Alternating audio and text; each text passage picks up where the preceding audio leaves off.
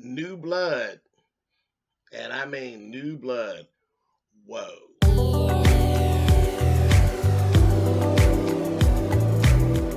And I'm like, come on through, Cookie. I'm going up on my soapbox. That's basically it. Let's talk about drag and all its forms.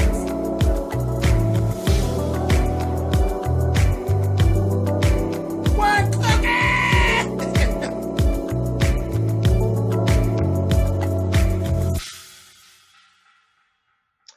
Hey guys, thanks so much for clicking on the video. This is my review for Real Housewives of Atlanta. This is season 11, episode 3. As I said, new blood. Ronnie Devoe and Shamari Devoe. We finally get to meet them. Ooh, they're interesting. They're gonna be.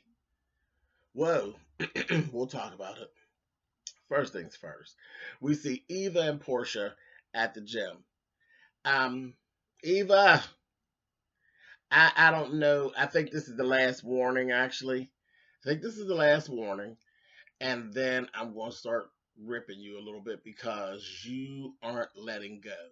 I don't know what this thing is with you and Cynthia, but you ain't letting it go. Girl, you still shading Cynthia. Cynthia ain't saying nothing about you, ain't thinking about you. And the way it's playing out is going to make you look real, real crazy. Really crazy. Because this time it was, you don't see any models with big asses except for Cynthia. Okay? And then you better watch these age jokes. You know that you're on social media. You're on social media. Age jokes don't go well with these women that actually watch these shows. They don't play that shit. They don't play that. This is, it's gonna, I'm telling you, that shit's gonna set a fire up underneath your ass. And then you got Cynthia, who's been here for multiple years, and you're attacking Cynthia. Oh, Eva, I don't know, baby. And then later on, you were after Shamia. Shamia's not here. Shamia's not around. Shamia's not bothering you. And you are like tearing Shamia apart. And then you actually fell down into a hole where Candy actually thought that you were going with the light skin, dark skin thing. I'm like, oh God. Girl, I'm like, now Miss Eva, girl, you in danger, girl. You got to pull up out of that. All of that ageism and colorism. I'm gonna need you to pull yourself up out of that. And the whole thing with Candy, it could have actually been a misunderstanding, but it's how it came off. You said that she was talking about Shamari, about Shamari and that whole thing, and she was saying she's black, but not black with the Q. So I don't know. It could have just been you trying to put a cute little play on words and not really thinking. But if it is a colorism thing, not on here, baby. Save that for your kitchen when the cameras are not there. Colorism will get you ripped. It'll get you ripped. Well, I definitely on this channel will get your ass tore up. And I like you. I've been liking you a long time. But that color, baby, I'll rip you. I'll rip you apart. And it ain't just me. Social media as a whole. Colorism will get you torn apart. Ageism is not going to work really, really well. I don't worry about things like that about age, child. I'm glad about my age, but it'll get your ass tore up, I'm telling you. So I'm going to be watching Eva, but I'm going to need you to pull yourself up out of that shit, because that ain't good. Nene and Greg. Nene and Greg went, Greg had to have a CT scan. And they go and they do their thing. And Nene, we're showing Nene's actually going through the why me? Why me? Why is my life like this? And I kind of just, it's Nene. It's Nene. I expect some of this from Nene, but I don't know that I would have shared that like that because it wasn't a good look. Why you? What's wrong with you? Something wrong with you? You're sticking by your husband. But that whole why me, that would belong to Greg. I can't. mm. And yes, cancer is hard on the whole family, but I don't think you get to do the why me. I don't. No, not at all. And I was one. I didn't even go through the why me when I was going through my own cancer. I kind of thought that was kind of crazy, but that's just not my thing. And I know a lot of people go through it. And actually, it was one of the things that I was told, don't be afraid to ask the question, why me? And don't be afraid to yell. I'm like, that's not even my personality. Because my whole personality was, why me? Why not me? You know what I mean? So that's how my mind actually works. But I will give allowance because I know other people don't actually go, have an easy time with that like I did. I had an easier time with that, but that's the level of where my spirituality is, that I never got into that. Why not me? Why not me? I think that the whole thing that I went through was definitely the building of a testimony. The reason why me, because I was strong enough to actually make it through to the other side. So that's the way that I actually looked at it, even while it was going on. And that's not just me saying that. You all know that. There's video footage of me doing, throughout my cancer battle. That's just the way I viewed things. But I understand that some other people have a harder time with it. Greg is really avoiding chemo. He doesn't want to go through chemotherapy. He basically had an operation where they basically cut out all of the cancer that they could actually find. And there's no cancer showing up now, but preventative measures, they really think that he should actually do chemo um, to reduce the risk of return. Let me tell you about a risk of return situation. There's definitely, I understand what Greg is saying. I definitely understand what he's saying. Let me tell you this. Some of the worst side effects of my chemo that I actually had came from the preventative things that I didn't have to do, that I opted to do um, to reduce the rate of return. Okay. So I understand where he's coming from. And yes, it's true. It will play a part. Um, Coming through the whole chemo thing, I don't think I've ever actually told you all this, but I actually have had some damage to my kidneys. There was damage done to me internally through the chemo. The chemo damaged me. But again, a lot of your battle with chemo is mind over matter. Okay, the physical stuff is there. You got to deal with it. There's medication to help with these things and all of that. But that mind over matter thing, I would do if I had it to do all over again. I would do it all over again, and I would still do the preventatives because just the peace of mind of knowing that I did this extra that upped my chances that it won't come back.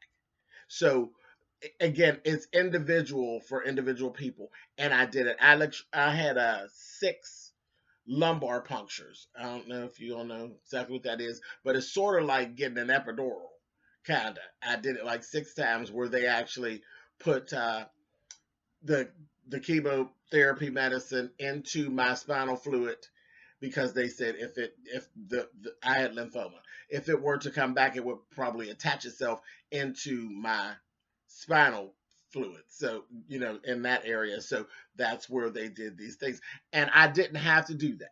You know what I mean? I didn't have to do that. That was preventative, and it was voluntary, but I did it. Hey, I'm going through this. Let's go through this. You give me whatever I need so I could try to be okay. And I did that. And like I said, some of the side effects of that piece of it were terrible. Were terrible. It made me get thrush. It made me develop ulcers on the back of my tongue. It Uh, what else happened? Child, it just kind of it boosted everything else. Like it's where I lost the taste and a lot of some of the most painful stuff actually came from the preventative piece of it. But it was temporary. That was temporary, and I pushed through, and I came on through, and here I've been I've been cool, and nothing has actually shown back up, and I'm at like 3 years. So, but in here, I'm settled that I may never have to go through that again. You know what I mean? And as long as in here I'm good, I'm going to be all right with the rest of it. I have a good chance that I won't have to, but I may have to. But I increased my chances of not having to, and that made me feel good. So, you know, mind over matter. If your mind is good, your body generally follows you, and that's just the way I viewed it. Now with Greg's gonna have to do what Greg's gonna have to do. Greg's gonna have to figure out where he wants to be. I'm telling you now, Greg at that age that Greg is at, if he gets if it shows back up, it ain't gonna be no good thing because he's a little too old to keep getting cut on. So that's just the you know what I mean. That's the you can't keep getting open that and carrying on. So I don't know. I don't know what Greg's gonna do with that. But he has to decide for himself. Just like I'm gonna tell you one more thing and then I'm gonna move on. I had a cousin who was diagnosed right around the same time as me. And he opted not to do chemo. And I had actually said to his sisters and brothers, time is of the essence. Early detection, and early detection is like the best thing in the world for you when it comes to cancer, any kind of cancer. But then time is really of the essence. So he was kicking it around, kicking around, kicking around about not getting chemo. He went on for about 7 days, about 7 to 10 days. He was saying he's not going to get the chemo. Then he decided to go ahead because he kept getting sick. He decided to go ahead and do chemo. Who knows what would have happened, but it was just too late. Once he started getting the chemo, he literally passed on in less than 2 weeks. It took him on out. But I don't know that the 7 to 10 days that I don't know how much damage continued to go on in that 7 to 10 days spurt when he was trying to kick it around. So I always think about that when I think about my cousin. I always think about that. What would have happened if he decided to do his chemo right from the beginning? See, because as soon as they came to me with it, I was like, "Child, where do I sign? Let's get it. Let's hit it." So I guess I'll always have that. But I think about that. You know what I mean? It took him out, and I know, and I always say time is of the essence because literally I had no pain or no nothing. I just had a little knot right back here. And when I got my biopsy, they biopsied that little knot. And literally within 7 days, they always say that when air hits cancer, it speeds up. When I got the biopsy, they slit my neck and they did the biopsy. Within 7 days, I had swelling and I literally could not move my head. I didn't have range of motion in my head. Time is of the essence. Cancer is no joke. And it does move like that. So I will always have that question of if he had started doing the chemo when they mentioned it, would it have changed things? Anyway, I'm getting out of this because it's too deep. I'm getting down off my soapbox, but don't bam it. Let's move on. Um, I'm still praying for Greg. Greg's going to make whatever the best decision is for Greg. I know he's gone the holistic route. Tony Braxton actually reached out to them and gave them some holistic doctors and things like that. And we got to see Cynthia over visiting, and they actually had talked about that, and they were bringing these trees in and doing those little things there. So very interesting. Okay, so let's go on to something a little lighter here. Shamari. We meet Shamari. She's meeting with Candy. She was part of the group Black. Um, she is married to Ronnie Devoe of New Edition. She's actually 13 years younger than Ronnie. I didn't know these things. And they just have had a set of twins. They're just a few months old. I think they're 8 months, I think. 7 or 8 months. Cute little boys. Um, and they're both naturally, Ronnie's still in the business and touring and all of these things. Shamari's trying to get herself kick started back in. There were three girls in black. One passed away. There's the two, her and a girl named Brandy. And they're trying to, get things going. Shamari's also doing some recording with Ronnie. Baby, let me just tell you about them two. Them two gonna get on my nerves. I can tell you right now. They're gonna get on my nerves. What I got from them right away, they're they really like themselves.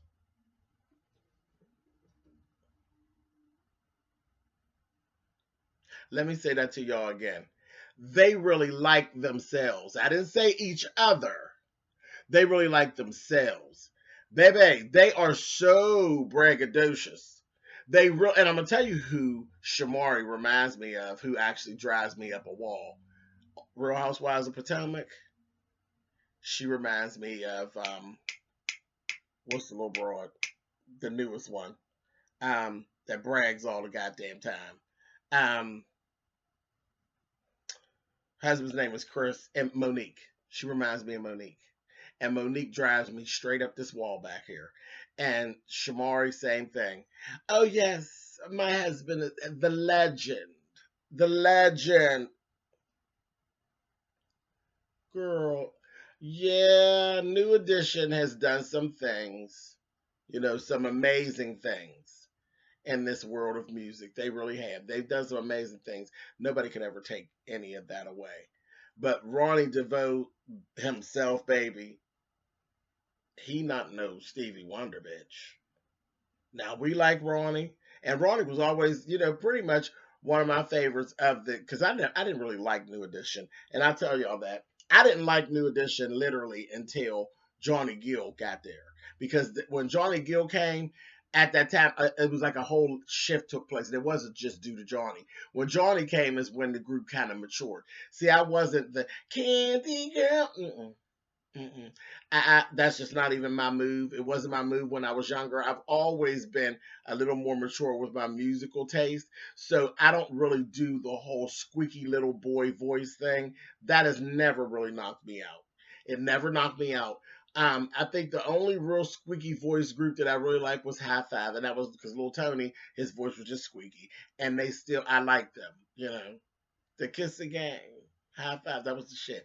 But all that Candy Girl and Mr. Telephone Man shit, I didn't like any of that. I didn't care for that shit when it was out. Even when I went to the car, and I became a big NE fan when they were NE. That New Edition, when they dropped it to NE, and they did Heartbreak and all that. And see, I could do all that. Can You Stand the Rain and all that. When they grew up, I was with it at that point. I was cool. So, I don't know. I just don't look at Ronnie like when I think, musical legend. But I guess in some ways and forms he is, but whatever. So, we see them doing their little recording, and I was just looking at them both like, oh, yeah, that's fire. No. It was cool. It was cool. But it seemed like it had moved along. It still sounded like Black meets one of the boys from New Edition. It kind of seemed like you were trying to do what Tinashe does, but Tinashe's young and beautiful. You're not young and beautiful like Tinashe, so I don't know how that's going to be received. You look really good. You're really sharp, but you're not young and beautiful like Tinashe. You know what I mean? So I don't know where that's going to land you. Whatever. But anyway, so that was that. But it's just a lot of bragging. And it was, and it's more on Shamari's part. I'm telling you, her and Monique, they probably wouldn't be able to stand each other. They probably wouldn't be able to stand in a room together. But that was just very interesting to me. Let's move on past this. There was an Atlanta Live. They do it once a month. down in Atlanta, and there's other, older artists and probably some unknown artists get to come and do it, and they do their stuff. So the Girls of Black came. Candy called around and got all the girls together, and they did a little show. It was cool. They did some of their old stuff and all of that, and then the Shade Fest began. The shade shit began from there. With Nene, I don't understand this with Nene. Why did Nene shade Shamari? Everything seemed fine. You came out to the show and everything was fine. She's up there doing her thing. You're up partying and dancing. And then when she came to the table, she said, hey. Nene's a hater. Y'all know that. Nene's a hater. That's just the way it is. Nene picks people out and she hates on them. For some reason, she has picked Shamari out, and I hate to say one of the little ageism things. You're looking at her, bitch is sharp. You can't really get around it. She's built and she looked good. And even Cynthia, I said, "What's going on, Cynthia?" She said, "I thought their outfits were a little outdated." What's wrong with their outfits? They had on bustiers with the little fringes hanging. When did anybody stop wearing those in jeans? They weren't like old jeans or mom jeans. They were like cute little stretch jeans, and they were white. I'm like, I didn't get it at all. Cynthia and Nene both, shame on you two bitches. I think you two old whores were just hating. Y'all were hating and coming from another old whore. So don't come for me with the bullshit. I'm looking at you two old bitches. You two old bitches was hating on that young girl. That's what y'all was doing. And Nene, you was really taking it for all of y'all confessional with that bullshit. I didn't get it. I didn't get it. I don't know why. I mean, there was no rhyme or reason for Nene to be shading Shamari. I just didn't get it. She hadn't even got over there and started talking yet. And Nene shade her. Now, after she started talking, then I can understand anybody who wanting to shade her because she got on my nerves 5 seconds after she's over there. She's over there, and they all was like, hey, girl, hey, Porsha knew her because they had gone to school together and different things, and everybody was cool. Then Ronnie comes up and she's like, oh, this is my husband, the legend, Mr. Ronnie Devoe. He ain't Mr. No motherfucking body to nobody at this table. He wasn't Mr. to you because you start fucking him. He old enough to be Mr. to you. But girl, seriously? Stop it. He old enough to be your dad. But girl, bye. Anyway, you riding his dick, so ain't no Mr. bitch. Not at all. And when Ronnie came over there and shaded Candy, I wanted to smack Ronnie's face. Hey, honey, did you want to give some pointers to Candy? It was so random and so out of left field. First of all, now y'all know, let me go on with this. I told y'all before, I ain't the biggest Escape fan all like that. I never was like, Escape was cool, but I ain't, Escape, no. When they came here, I didn't go. No, they cool. I'm cool. I see them. They do their little stuff. They be on Wendy. Cool. But I ain't walking the fuck out of this house going to see Escape. They all right. They always been for me just all right. I didn't even realize they were as big as they were. You know what I mean? And had the following that they had. I had no idea. But, oh, sorry. Excuse me. Cool. But they don't need no pointers from Ronnie. Are you kidding? And then why now? Why here? They were on tour together. Ronnie was opening up. Ronnie's group was opening up for Escape. So do you really believe that the headliners need some pointers from you, Mr. Opening Act? The fuck out of here. You and your wife. Y'all both go sit the fuck down. And let me give y'all a bit of advice. Don't ever, Ronnie Devoe and Shamari Devoe, don't you two ever compare yourself to fucking Beyonce and Jay-Z again. That is just ridiculous. Absolutely ridiculous. And then get on and actually get in the booth and produce what you produce. And Beyonce and Jay-Z, bitch, where? No, ma'am. You two will never be on an on-the-run tour, honey, other than going to the bathroom and one of them bathrooms y'all got in that beautiful house. That's the only on-the-run tour that you two will be on. Y'all get on out of here. It was a mess. An absolute mess. Mess. And like I said again at that table, Eva, easy. Easy. Watch yourself. Last thing I'm going to talk about here because I talk long enough. Candy met with Carmen and Jamie. Y'all remember Jamie, the girl that Porsha was running down the street to beat up? That Jamie. So they're both on there. They come to see Candy. Candy's over there opening up another OLG. We see Carmen. Carmen has opened up an insurance company. And she was there to do some policy work and all that stuff for Candy. And they start going over the stuff from Miami. And they get to talk about Porsha and her beau. And we're doing kind of like a split, not really a split screen, but like a flip-flop back and forth. We got Porsha talking to her mother, who looks ridiculous. She got this head full of white hair, which is gray on the tips. Ugly. Y'all know I'm living for the white hair thing. I live for white hair. I live for platinum blonde. But that gray tips just gives her gypsy chic look. Ugly. I didn't like it at all. And Porsha's mother is in a constant state of trying to be young. She looks ridiculous. She looks absolutely ridiculous. She looks like a real fancy, gussied up motherfucking homeless woman. I didn't care for that at all. But she's sitting there and Porsha's telling her all about the Rolex he bought and the tattoo he's going to get and the meal prep and all of this stuff. And at the same time, Candy's telling Jamie and Carmen, and then Jamie's saying, yeah, I have a girlfriend that he actually was going with, that he actually broke up with over the phone. I was with her, and he broke up with her over the phone when he started fucking around with Porsha, and she was crying and stuff, and he did the same thing. It was the Rolex and the meal prep, and generally the meal prep is actually done by some other bitches that he's fucking with as well. I said, oh Lord, not harem scarum. Please tell me Porsha ain't done got into some of that shit that Tierra Marie was getting into down to the Love and Hip Hop Hollywood. So Porsha's mother is over there, and her mother's real goofy like her, so she's all like, oh,